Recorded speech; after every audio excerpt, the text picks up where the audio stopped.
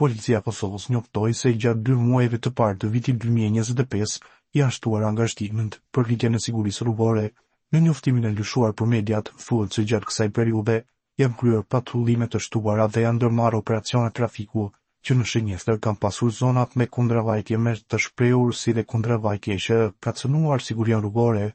Në kontekstin e kësaj periudhe, sipërcepur, janë shqiptuar gjithsej 31.110 masa administrative të gjitha llojeve, nga sa më lart gjithsej 2.487, tash numri i masave administrative të shqiptuara për kundërvajtjen e trafikut rrugor, për të cilat janë parapar pikë negative nga 1 deri në 5 pikë, thuhet në njoftim.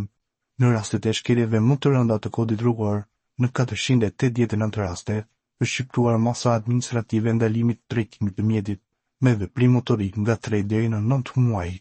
Konfiskimi i përkohshëm me patentës së shoferit përderisa në 704 raste të kundërvajtjes është shqiptuar masa administrative për gjykatë, thuhet ndër të tjera në njoftimin e policisë.